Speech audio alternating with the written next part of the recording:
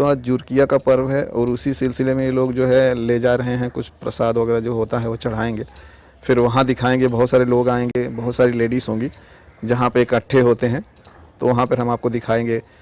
तो चलिए हम वहाँ पे चलते हैं।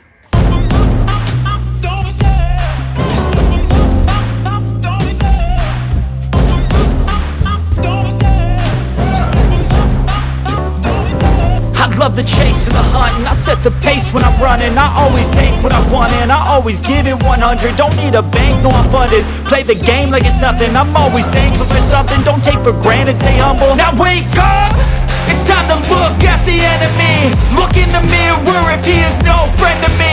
It's not working out, maybe it's the chemistry. It's time to break up so I can make a better me. Better believe in your mind, cause it's everything. You can mold, shape, find almost anything. All it takes is some time and some clarity to find your identity. It's mind over everything. तो ये जो है यहाँ पे पूजा चालू हो गया है, तो एक एक करके जो गांव की औरतें होती हैं वो पूजा जो है अर्चना करती हैं। आप देख सकते हैं एक एक औरतें जो हैं पूजा अर्चना कर रही हैं।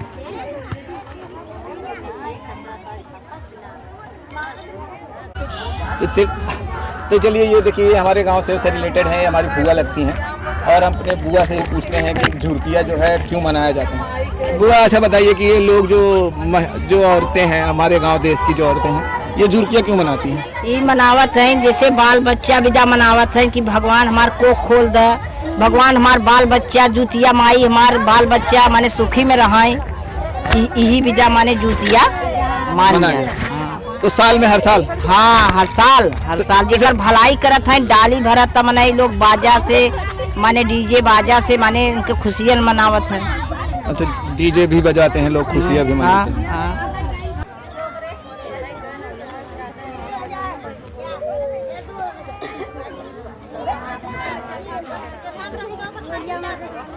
चलिए मैं गांव के और कुछ लोगों से बात कराता हूं और पूछता हूं कि जो है इनको क्या पता है जुर्किया के बारे में।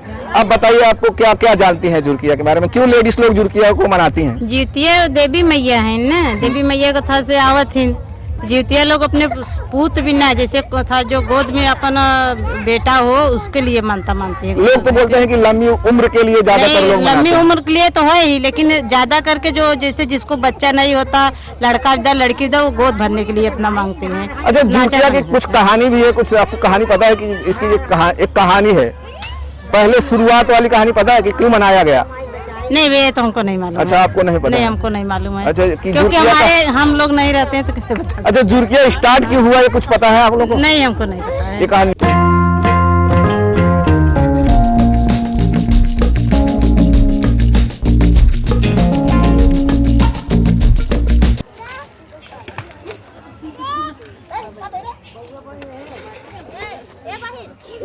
यहाँ पे जुर्किया का पूजा हो रहा है और यहाँ पे सारे गांव की जो औरतें हैं वो इकट्ठा हुई हैं और एक एक करके ये जो है यहाँ पे पुष्प और प्रसाद जो है वो चढ़ाती हैं। चलिए अच्छा आपको पता है कि झुरकिया क्यों मनाया जाता है?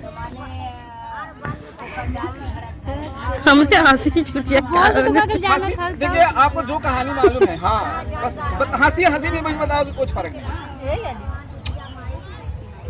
चलिए आपको पता है ना झुरकिया क्यों मनाया जाता है?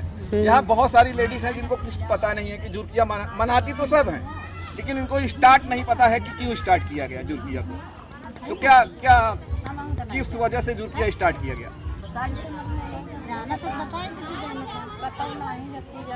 जो आपको जितना पता है बताइए। तो बोलते हैं ना बताओ। जैसे कि बहुत पुराने जमाने में एक राजा थे जिनका नाम जितवाहन था और वो अपने गांव के मतलब पूरे देश के राजा थे और राज्य करते थे। उन्हें मतलब अपने राज्य में मतलब राज करना उन्हें पसंद नहीं था, इसीलिए वो अपनी औरत को लेकर पर उनके मायके चले गए और वो जा कर के वहाँ पर मतलब रात बिताए, खाए पिए और सोए। रात में एक औरत थी जो अपने बच्चे के लिए रो रही थी, एक पेड़ के नीचे बैठ के रो रही थी और राजा जब रात में सोकर उठे तो उन्हें ऐसा लगा कि कोई औरत विलाप कर रही है दुख में, तो जाकर औरत के पास पूछे कि माता आप क्यों रो रही हैं? आप किस लिए रो रही हैं? हमें अपना दुख बताइए कि आपको क्या दुख है कि आप इसलिए रो रही हैं। तो राजा जितवाहन उनसे पूछे तो वो बोली कि बेटा, मेरे सामने मेरा बेटा मर चुका है और मैं इस दुख को कैसे झेल पाऊँ कि मेरे सामने मुझसे पहले मेरा बेटा मर जा चुका है। तो उन्हें उसकी बात सुन के बहुत तकलीफ़ हुई और वह बोले कि क्या हुआ था, और उन्हें बहुत तकलीफ़ हुआ, इसीलिए वो पूछे कि क्या हो रहा है, बताइए कैसे आपका बेटा मरा। तो बोले कि ये गरुड़ है जो हमारे गांव में जितने छोटे नाबालिग शिशु होते हैं उन्हें आकर खा जाते हैं हर रोज़। तो वह उसी तरह वह भी वहीं जाकर लेट गए, गरुड़ जो रोज़ आकर के बच्चे को खा जाते थे वह वहाँ पर जाके लेट गए। जब गरुड़ देव आए फिर उनका मांस खाने लगे तो उन्होंने फिर अपना दाहिना अंग उन्हें खाने के लिए दे दिया। तो वह बोले कि ऐसा तो हमने नहीं देखा कि आप हमें अपनी इच्छा अनुसार अपना देह खाने को क्यों दे रहे हैं। तो उन्होंने कहा कि आप बताइए और हमें खाकर अपनी भूख मिटाइए और इस गांव के बच्चे को अब ना खाइए, क्योंकि माताओं को बहुत तकलीफ होती है, उनके बच्चों के सामने उनके सामने उनका बच्चा मर जा रहा है। तो गरुड़ देव को दया आई, उन्होंने कहा कि अब ऐसा कुछ नहीं हम करेंगे, और वह वहाँ से लौटकर चले गए। जाने के बाद बैंकुट जाते हैं, वहाँ से अमृत लाकर जितने बच्चों के खाए थे उनके ऊपर छिड़क देते हैं, सारे बच्चे जीवित हो जाते हैं। और राजा जितवाहन उसी तरह सब कुछ छोड़कर, तो गरुड़ देव ने उनसे कहा कि जिस तरह आपने इन सब माताओं का भला किया है, बच्चों को जीवित किया है, तुम्हारे कारण हम तुम्हें आशीर्वाद देते हैं कि जो तुम्हारी अपनी इच्छा अनुसार तुम्हारी पूजन करेगा, तुम्हारी कथा सुनेगा, कहानी जो तुम्हें बताएगा, उसकी हर इच्छा पूरी होगी, उसके बच्चे की उम्र लंबी होगी, अपनी मनचाहा पुत्र प्राप्ति होगी, उसे अपने मनचाहा पुत्र जो चाहे उसे मिलेगा। और गरुड़ देव उन्हें देखकर अंतर ध्यान हो गए। तो एक बार एक चील और सियारिन,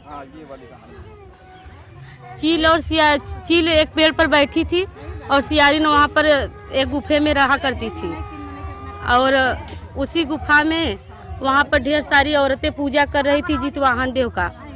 तो वह देखकर सियारिन और चील ध्यान से उसे देख रहे थे। उन्होंने सोचा कि हम भी ऐसा व्रत रखेंगे। अगली बार जुतिया वाहन पर उन्होंने व्रत रखा और कहा कि चील ने व्रत रखा और सियारिन ने भी व्रत रखा। उसी दिन जिस दिन जितवाहन का व्रत था, उसी दिन गांव में एक बड़ा व्यापारी मर गया और उसका देह संस्कार वहीं जगह पर हुआ जहाँ मतलब बगल में घाट था, वहीं पर उनका देह संस्कार हुआ।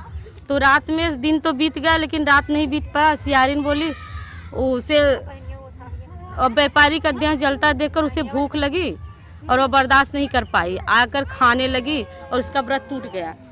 और मतलब और अपने पूजा पूर्वक उसने चील अपना व्रत रखी और नियम अनुसार उसने अपना मतलब व्रत को संपूर्ण किया।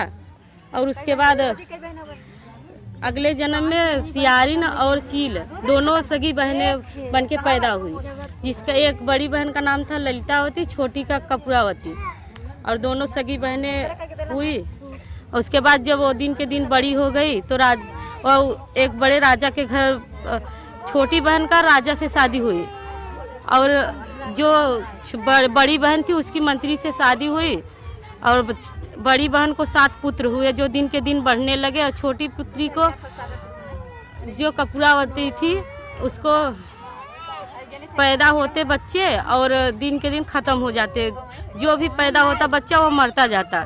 और यह उसकी बहन से देखा नहीं गया। वो अपनी बड़ी बहन के बच्चों को उसी दरबार में काम किया करते थे वो, और वो 7 पुत्रों को उनको कटवा कर उनका सर को मतलब पैक करके उनके घर भिजवा दी। और यह सब देख जितवाहन देव सब कुछ देख रहे थे। उन्होंने एक मिट्टी का पुतला बनाया और उनके सर पे ले जाकर रख दिया और वो सब जीवित हो गए। और जो उसकी बहन ने उनके घर भेजा था, उनका कटा हुआ सर वो सब फल फूल में बदल गए।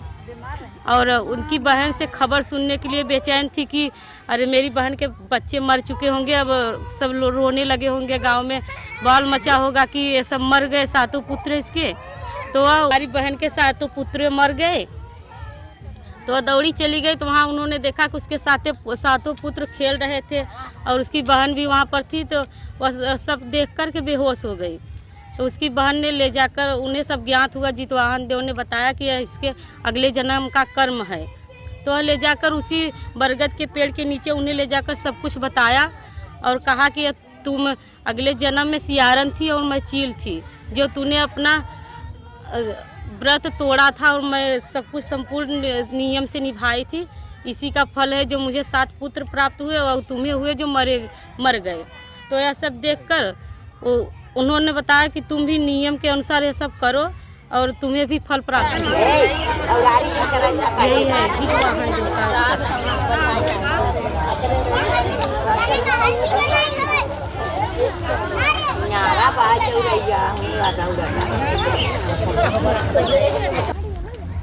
तो कितने साल से थे ये पूजा पाठ आप कर रही हैं? बहुत दिन से होता है। बहुत साल से। आप खुद करती हैं? हमार सास करते रहे। पहले सास करती, हाँ। अब आप करती हैं? हाँ, सास गुजर गए, ओकरे आगा से हम उठाए। अच्छा, कितना साल से आप उठाए हैं? अरे भैया अब इतना ना अंदाजा बताइए इसे।